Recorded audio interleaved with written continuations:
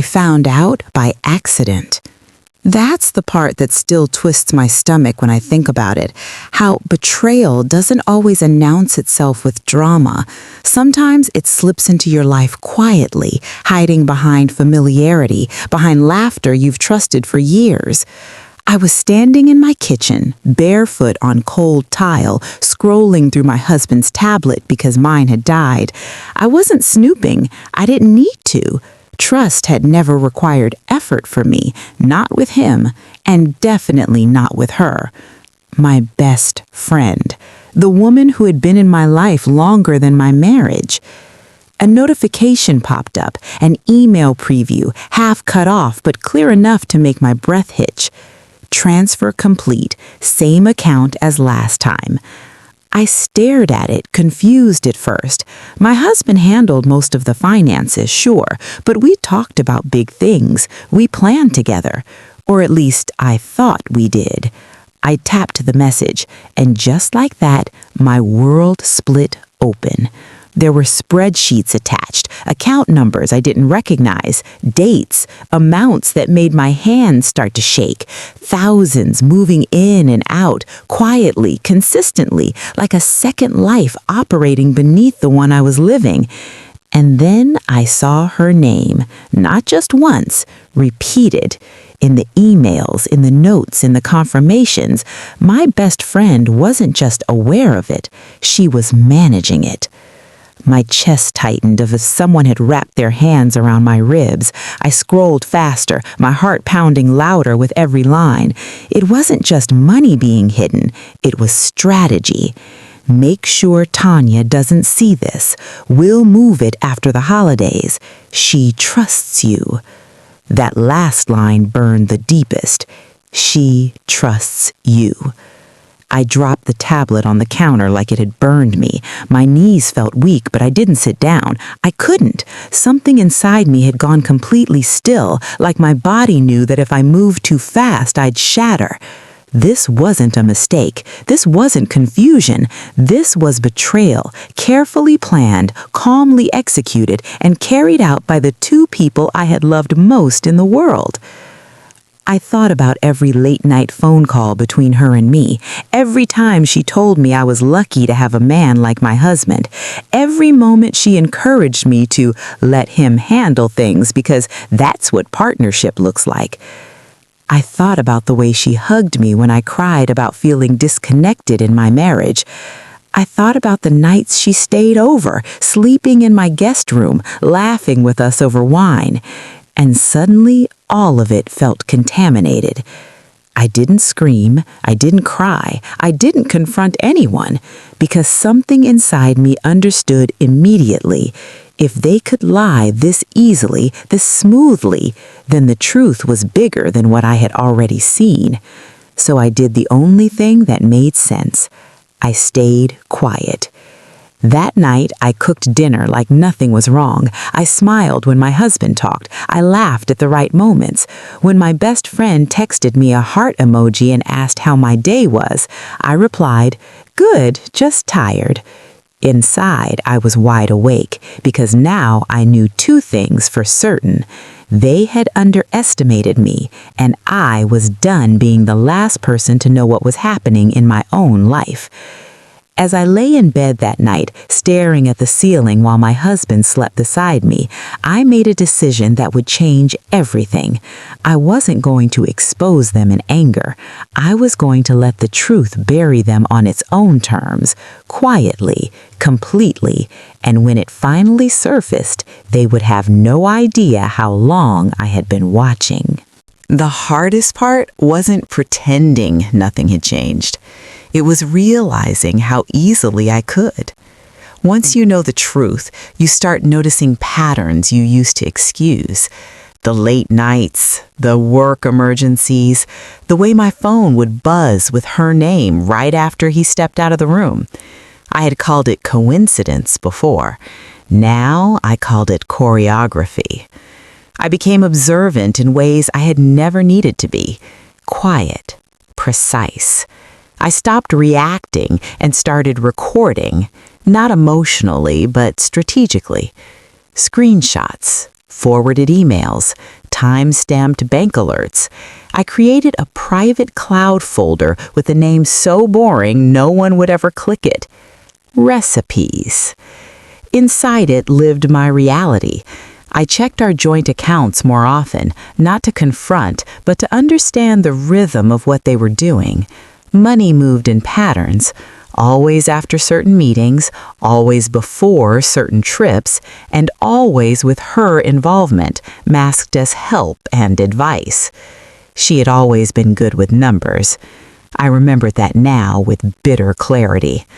One afternoon, she came over unannounced, arms full of groceries, acting like the friend who had always shown up when I needed her.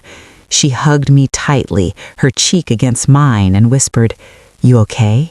You've been quiet lately." I smiled into her shoulder. "Just tired," I said again. She pulled back and studied my face like she was searching for cracks, for tears, for weakness. She didn't find any, because the woman she thought she knew no longer existed. Over coffee at my kitchen table, she casually brought up finances. "You still letting him handle everything?" she asked, stirring sugar into her cup. "I always think it's easier when one person takes charge." I watched her carefully as I answered. "Yeah," I said. "I trust him." The lie tasted strange on my tongue, but her relief was instant. Her shoulders relaxed, her voice softened. She nodded approvingly, like a job well done. In that moment, I understood something chilling.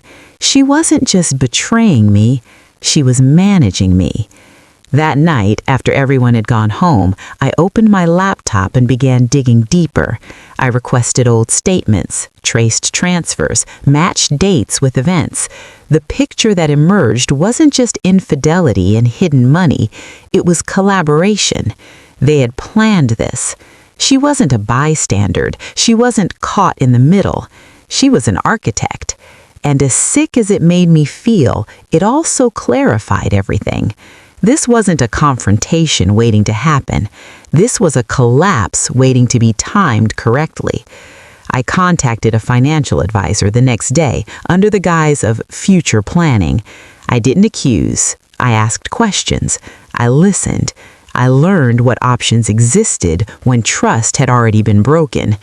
I learned about separation strategies, about asset protection, about documentation. I learned how to leave without leaving empty-handed. The woman across the desk looked at me kindly and said, "You're being very calm about this." I nodded. I don't need to be loud. I need to be ready. At home, my husband grew more careless. His confidence had made him sloppy. He stopped hiding his phone as carefully. He left documents in plain sight. He assumed my silence meant ignorance. And my best friend? She kept playing her role, checking in, offering advice, telling me I deserved happiness, all while helping him hide the very things that could have secured my future. The irony almost made me laugh. Almost. But underneath it all, something else was happening. I wasn't just gathering evidence. I was grieving. Not loudly, not dramatically, quietly. In moments when I was alone, when the house was still, when the weight of what I was losing finally settled in. I was losing a marriage, I was losing a friendship, I was losing the version of myself who believed loyalty was mutual. But grief didn't paralyze me, it sharpened me, because the more I learned, the clearer one thing became. When this ended, it wouldn't end in chaos, it would end in clarity. And the two people who thought they were in control had no idea they were standing on ground that was already giving way beneath them. Silence became my armor. I stopped asking questions that would have once slipped out naturally. I stopped filling space with reassurance, stopped trying to hold together something that had already rotted from the inside. Instead, I listened. I watched. I learned the art of staying still while everything around you exposes itself. They grew bolder when they thought I was blind. My husband started leaving folders open on the desk, careless, like a man convinced he'd already won. My best friend stopped censoring her tone when she talked about long-term planning with him, even in my presence. She thought I didn't hear the coded language. I heard everything. One evening, the three of us sat at the dining table, wine glasses half full, laughter forced and hollow. She leaned back in her chair and said, "You know, Tanya, you're lucky. Some women don't have people who look out for them the way we do." I met her eyes and smiled softly. "I know," I said. "I'm grateful." My husband reached for my hand under the table, squeezing it like a performance. His palm was warm, familiar, and completely foreign. Later that night, after they'd both gone to bed, him beside me, her in my guest room, I slipped out quietly and went to the living room. I sat on the floor with my laptop, the glow of the screen lighting up the darkness, and opened my private folder. Recipes. I added more proof. A voice memo accidentally recorded while he thought his phone was off, her voice clear, confident, advising him on how to move funds without triggering alerts, an email where she reassured him she won't check, she never does. Never does. That sentence replayed in my mind until it lost meaning. I wasn't angry in the way people expect betrayal to make you. I wasn't shaking or screaming or planning revenge in a rush of emotion. I was calm in a way that scared even me, because calm meant control. And for the first time in months, maybe years, I had it. The next week, she invited me to lunch, just the two of us. Her voice was sweet over the phone, nostalgic. "I miss us, just girl time." I agreed. At the restaurant, she studied me carefully as we talked, asked about my marriage, asked about my plans, asked if I was happy. I answered honestly without telling the truth. "I'm clearer than I've ever been," I said. She laughed, relieved. "That's good. You deserve peace." Peace. The word sat between us like a lie neither of us wanted to touch. As she talked, I noticed things I hadn't before. The way she avoided specifics, the way she spoke about my husband's stress like she knew details I had never shared, the way she slipped and said "we" when she meant "he." She caught herself too late, but I didn't correct her. I paid attention. After lunch, I went straight to the bank. I didn't accuse, I didn't panic. I asked questions, requested statements, changed passwords, quietly removed myself from the vulnerability they'd been exploiting. At home that night, I stood in the doorway of my bedroom and watched my husband sleep, the rise and fall of his chest, the familiarity that once meant safety and now meant nothing at all. I felt grief then, not for him, for me, for the years I had trusted the wrong people with the wrong parts of my life. But grief didn't slow me down. It focused me. I scheduled meetings, consultations, prepared exits. I learned how to leave cleanly, legally, without spectacle. I learned that dignity doesn't require confrontation, it requires timing. And my timing was almost perfect. Because what they didn't know, what neither of them could see, was that the truth was already circling them. Mutual friends were asking questions, financial irregularities were surfacing, stories weren't lining up the way they used to. I hadn't said a word. I didn't need to. The truth has a way of rising when people get careless, and they were very careless now. As I lay in bed that night staring at the ceiling, one thought repeated itself, steady and unafraid. When this ends, I won't need apologies. I won't need explanations. I'll walk away with my dignity intact, and they'll be left explaining themselves to a world that finally sees them clearly.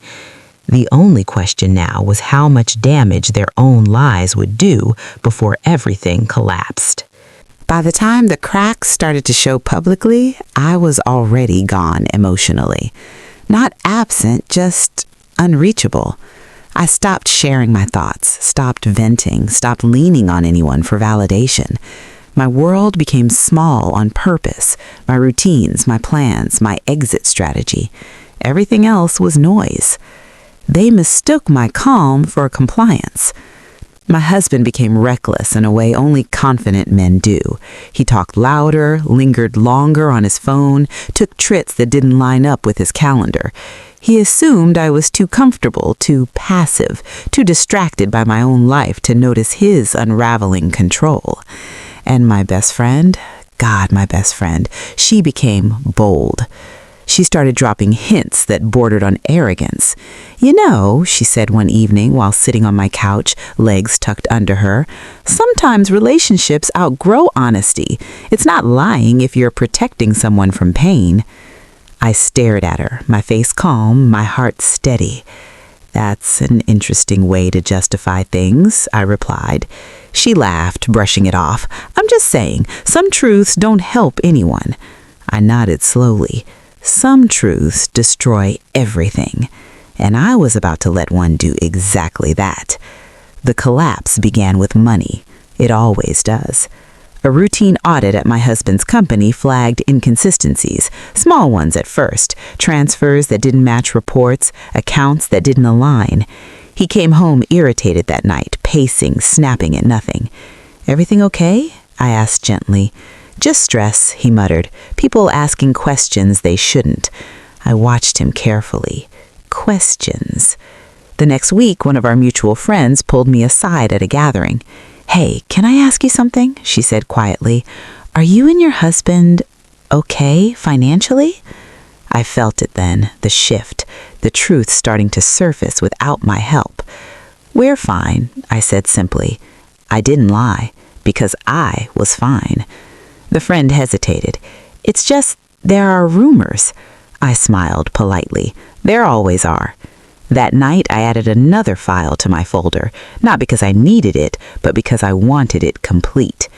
And then came the moment I had both dreaded and anticipated. My best friend called me, her voice tight. "We need to talk, now." I could hear it, fear barely masked. "I'm busy. Is everything okay?" There was a pause. "They're asking about me, about the accounts, about your husband." I leaned back against the kitchen counter, closing my eyes. "Why would they ask about you?" I asked calmly. Silence.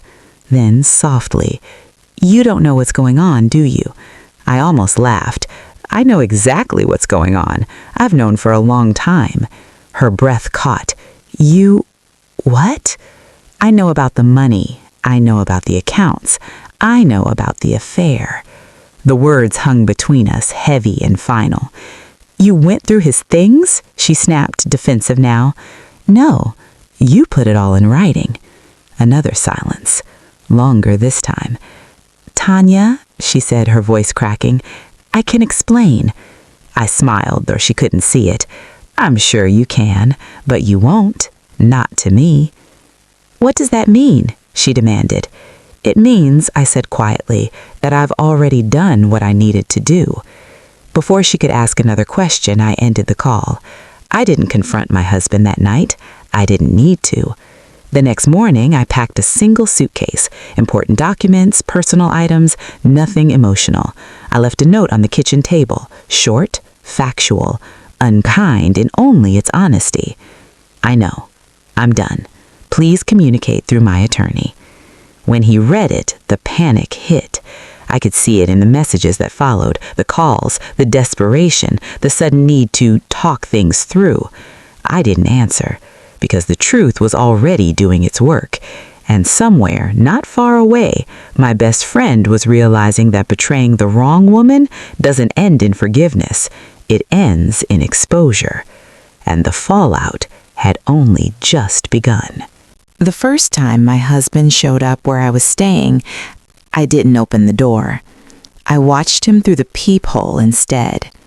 He looked smaller somehow, not physically, but emotionally, like a man who had lost the script he'd been following for years and didn't know how to improvise without control.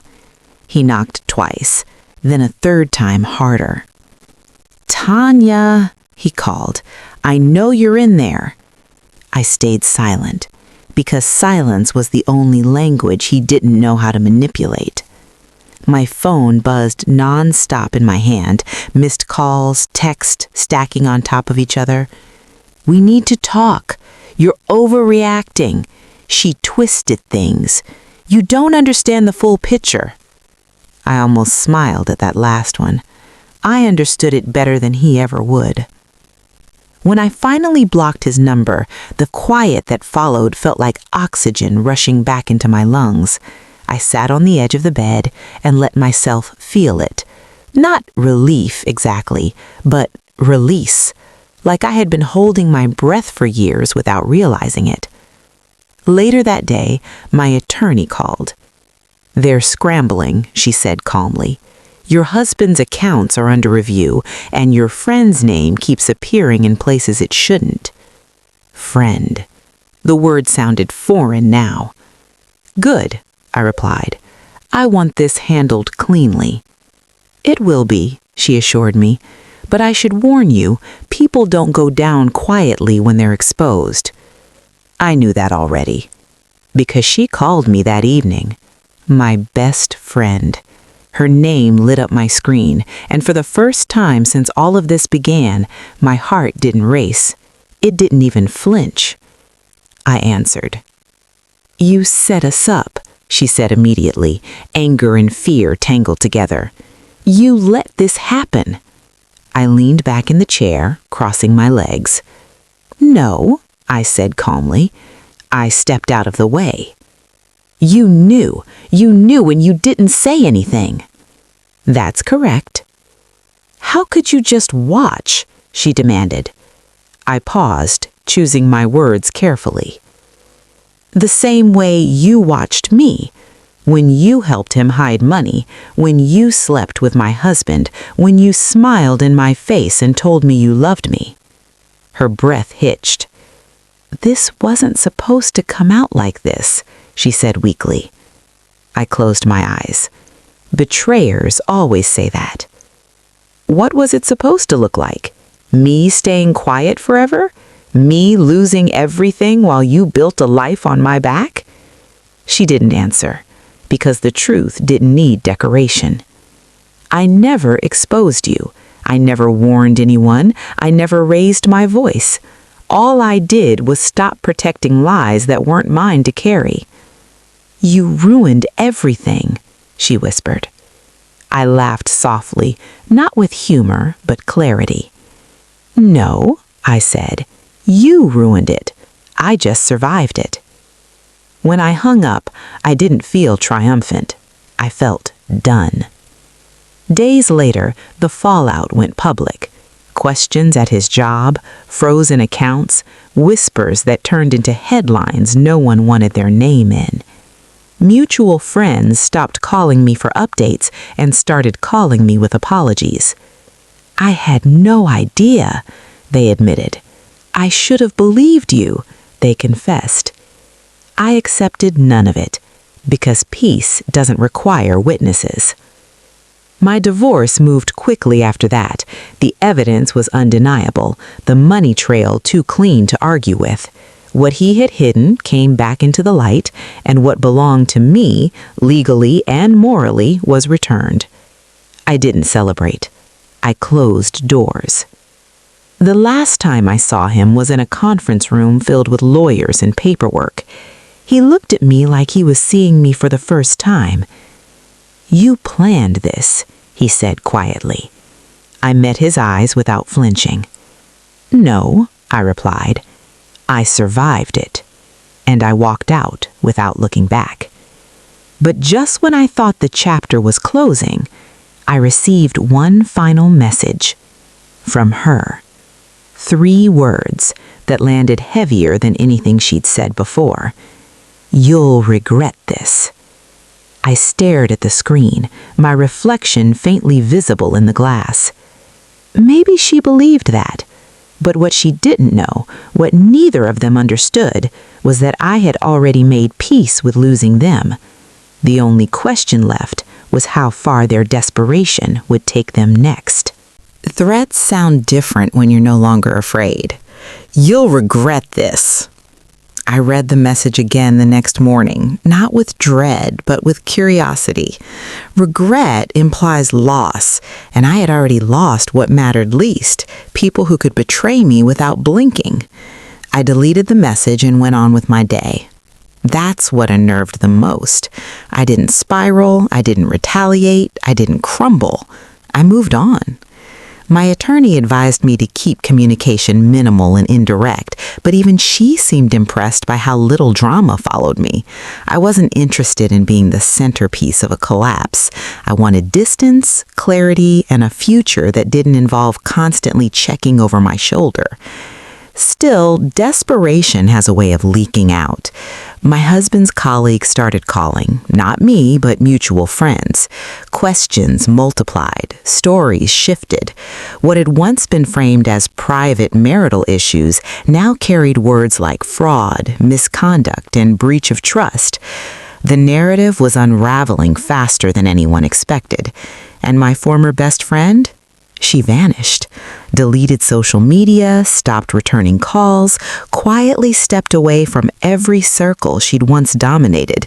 People began to talk, not about me, but about her. Did you hear she was involved? I always thought something was off. I never trusted how close she was to him. I heard these things secondhand and felt nothing. Not satisfaction, not relief, just confirmation. One afternoon, I sat alone in a cafe near my temporary apartment, sipping tea and watching strangers pass by. For the first time in months, my thoughts weren't racing ahead to the next step or the next contingency. They were still. That's when I realized something important. I hadn't just escaped betrayal. I had escaped the version of myself who tolerated it. Later that week, I received the final divorce paperwork. Clean, efficient, no drawn-out negotiations. What was mine was returned. What wasn't, I didn't want. As I signed the last page, my attorney looked up and said, "You handled this with remarkable restraint." I nodded. I didn't want revenge. "What did you want?" she asked. I thought for a moment. "Freedom," I said. That night, I unpacked the last of my boxes in my new place. Not big, not extravagant, but peaceful. Mine. I placed a photo of myself on the shelf, one taken years ago, before all of this, when I still believed trust was automatic. I didn't recognize her anymore. And that was okay, because the woman standing here now didn't need blind faith to feel safe. She needed truth, boundaries, and the courage to walk away without explanation. My phone buzzed once more. An unknown number. I didn't answer. I never would, because the chapter they were still fighting to rewrite had already ended. And the next one? It belonged to me alone. Healing doesn't arrive all at once. It slips in quietly between ordinary moments when you're no longer bracing for impact. I noticed it the first morning I woke up and didn't reach for my phone to check who had texted, who might be plotting, who might be watching. The silence didn't feel threatening anymore. It felt earned. I settled into my new routine carefully, like someone learning how to live in a body that had once been on constant alert. Morning walks, work, evenings spent reading or cooking meals just for myself, no performing, no anticipating someone else's moods. But betrayal leaves residue. Sometimes it surfaced unexpectedly. A laugh that sounded like hers in a grocery store aisle, a song that played during a road trip we once took together, a joke my husband used to make that still echoed somewhere in my memory. When those moments came, I didn't push them away. I acknowledged them. Then I let them pass. Because healing isn't pretending nothing happened. It's refusing to let what happened keep control.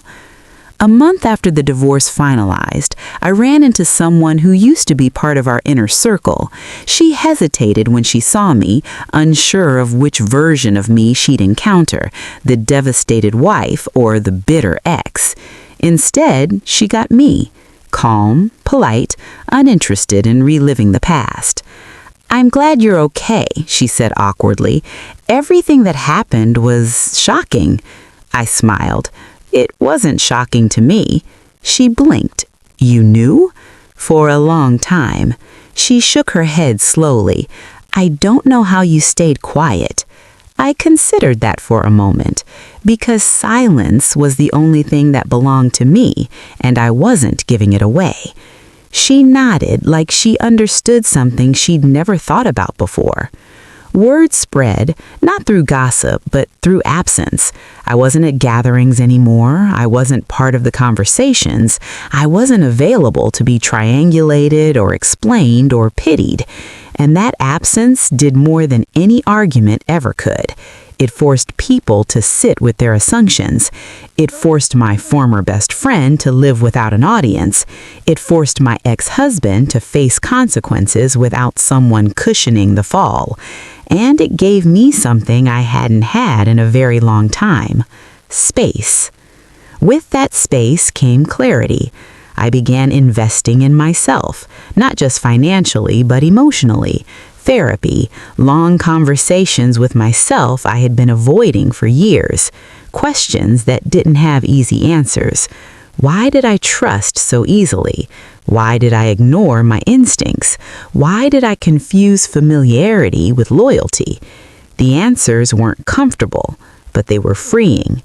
One evening, as I sat on my balcony watching the city lights flicker on, my phone buzzed with a notification from an old email account I rarely checked. A message from her, not angry this time, tired. I never meant to hurt you, she wrote. I lost everything too. I stared at the words for a long time. Then I closed the app, because intention doesn't undo impact, and loss doesn't entitle someone to forgiveness. I didn't owe her closure. I had already given myself peace. As the months passed, my life filled with new things, new friendships built slowly, laughter that didn't feel guarded, trust that was earned, not assumed. I didn't tell my story often. I didn't need to. The woman I had become carried it quietly in the way she moved through the world, with discernment, with strength, with a refusal to betray herself ever again. Sometimes people ask how I handled it all so calmly. I always give the same answer. I didn't stay calm because I was weak. I stayed calm because I was done letting chaos choose my future. And as I close my door each night, locking it behind me in a home that belongs only to me, I know this much is true. They took years from my life, but they gave me something far more valuable in return: awareness, and I will never give that back. There's a moment after betrayal when the noise finally dies down, not because everything is fixed, but because you've stopped explaining yourself. That was where I was now.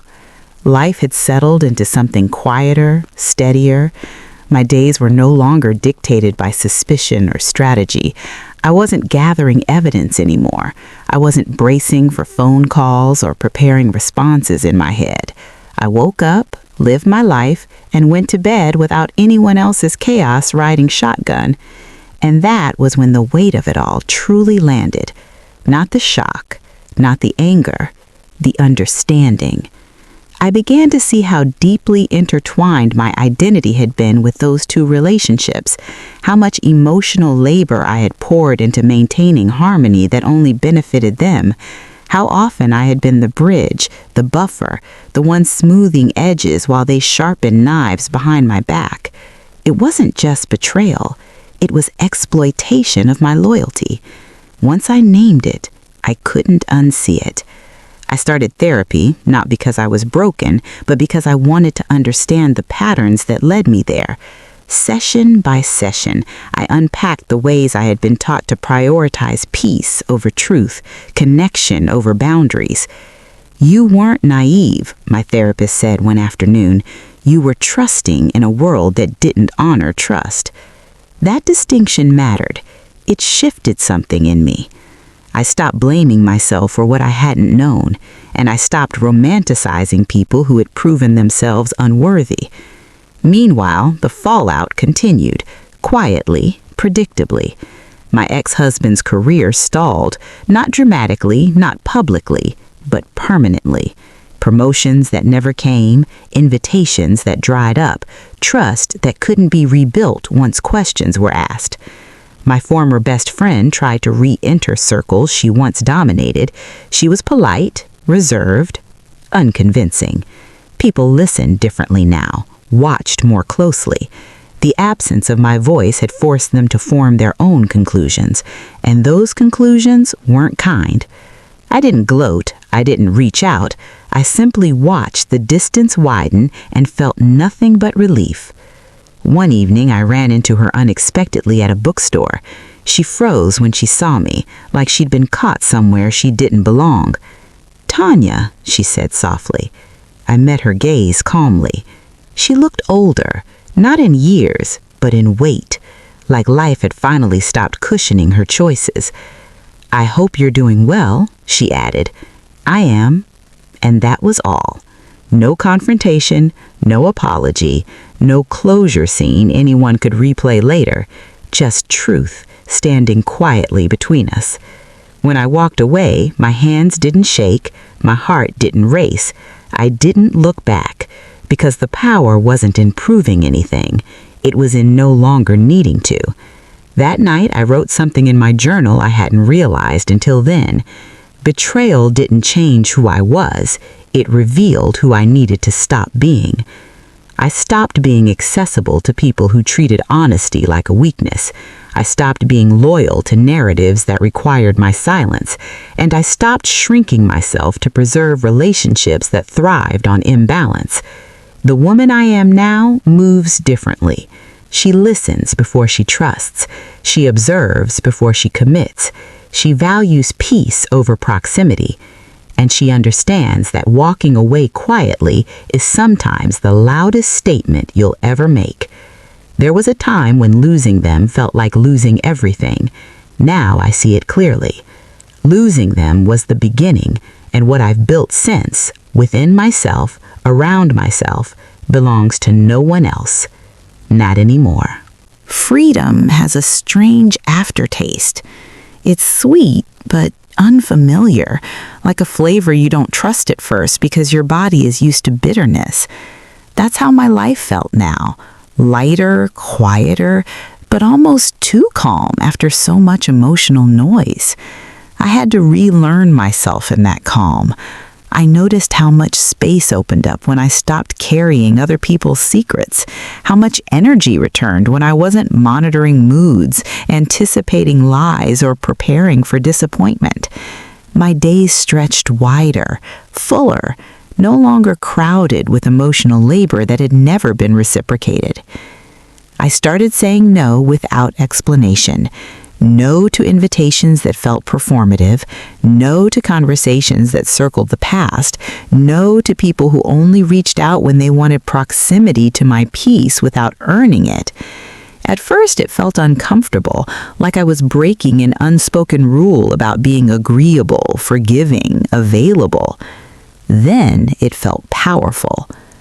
I began rebuilding my life intentionally. New routines, new friendships formed slowly, deliberately, without rushing intimacy. I let people reveal themselves over time instead of filling in gaps with hope. Trust became something I granted in pieces, not all at once. One evening, while organizing old files on my laptop, I came across the folder I hadn't opened in months. Recipes. I clicked it open and stared at the contents, the evidence, the screenshots, the timelines that at once consumed my thoughts. Proof of betrayal, proof of manipulation, proof that I had not imagined any of it. I felt no urge to revisit it, so I deleted the folder. Not because the truth no longer mattered, because I didn't need proof of a war I had already survived. That night, I slept deeper than I had in years. A few weeks later, I received an unexpected email, a professional opportunity, one I never would have considered before all of this. A chance to relocate, to start fresh somewhere no one knew my story unless I chose to tell it. I didn't hesitate. The old version of me would have weighed everyone else's needs first, would have asked how it affected others, how it would be perceived, whether it was too selfish. This time, I asked only one question. Does this move me forward? The answer was yes. Packing felt different than it had during my separation. There was no urgency, no grief, no sense of escape, just intention. I chose what to bring. I chose what to leave behind, including memories that no longer deserved space. On my last night in the apartment, I stood by the window and looked out at the city lights. This place had held me while I healed. It had been my quiet ground, my pause between storms. And now it was time to go. My phone buzzed once more before I left, a message from a mutual acquaintance. I heard from her today, it read. She still doesn't understand how you could just walk away. I smiled softly. That was the part no one ever understood. Walking away wasn't abandonment, it was self-respect. Some people expect access to you forever, no matter how they treat you. They mistake your silence for confusion, your distance for indecision. They never imagine that you've already chosen yourself. As I closed the door behind me for the final time, keys heavy in my hand, I felt something settle deep in my chest. Certainty. I hadn't just escaped betrayal, I had outgrown it. And wherever I was going next, one thing was clear. No one would ever mistake my loyalty for permission again. Not ever. Starting over doesn't always feel dramatic. Sometimes it feels like standing in a new place with the same body, realizing how much lighter it feels without the weight you used to carry. My new city didn't know me as anyone's wife. It didn't know me as anyone's best friend. It didn't know my history, my heartbreak, or the quiet war I had survived. And I loved it for that. I moved into a modest apartment with large windows and morning light that spilled across the floors like an invitation. On my first day there, I sat on the bare floor with a cup of coffee, listening to unfamiliar sounds outside, new footsteps, new voices, new lives happening without any attachment to my past. For the first time in a long time, I felt anonymous in the best way. Work filled my days quickly. I threw myself into projects, ideas, conversations that had nothing to do with healing or betrayal. I wasn't the woman who had been hurt. I was simply competent, capable, present. And yet, healing kept happening anyway. It showed up in small moments, the way I no longer flinched when my phone buzzed unexpectedly, the way I trusted my instincts without second-guessing myself, the way I listened more than I explained. One evening, I met a new group of people for dinner. Laughter flowed easily. No one asked invasive questions. No one demanded emotional intimacy before it was earned. At one point, someone asked casually, "So, what brought you here?" I paused. The old me would have edited the truth, softened it, packaged it into something palatable. Instead, I said, I wanted a life that felt honest. No one pressed further, and that was enough. Later that night, walking home under streetlights that felt strangely comforting, I thought about how far I had come, not in miles, but in mindset.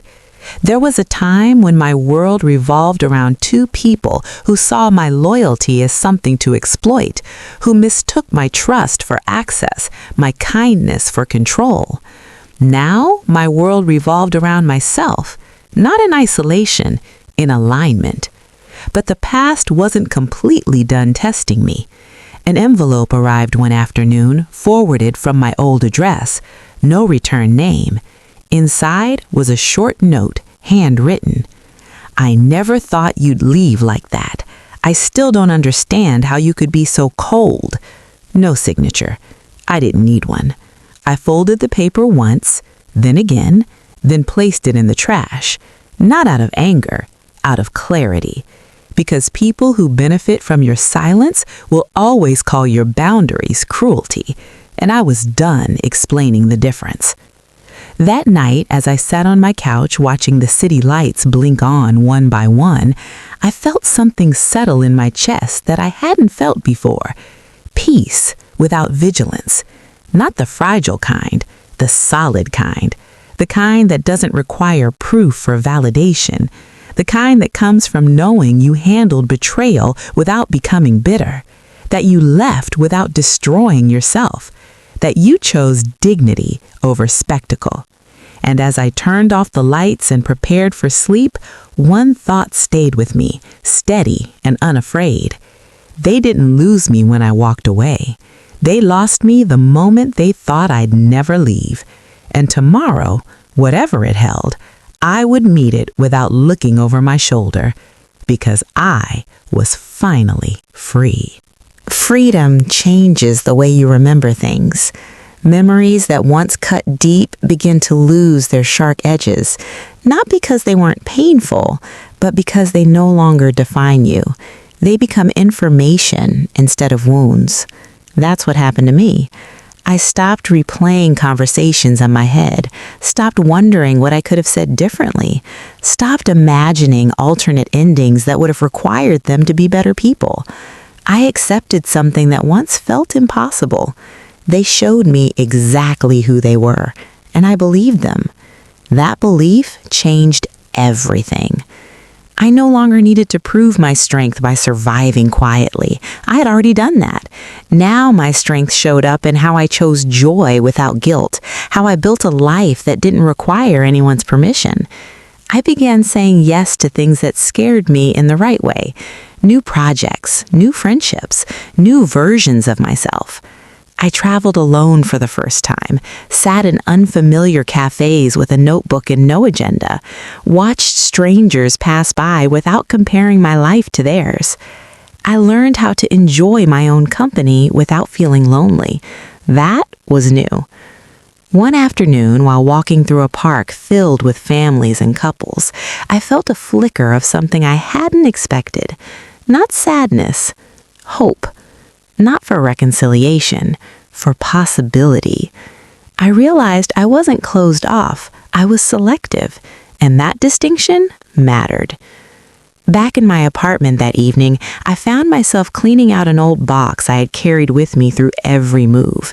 Inside were remnants of my former life, photos, cards, a few keepsakes I had never known what to do with. I spread them out on the floor and looked at them honestly. There was love there once. There was trust. There was sincerity. But there was also denial. I gathered what still felt true and let go of what didn't. I wasn't erasing my past. I was editing it. That night, I slept with the windows open, cool air moving through the room, and dreamed without interruption for years. No anxiety, no chasing, no fear of what I might wake up to. Just rest.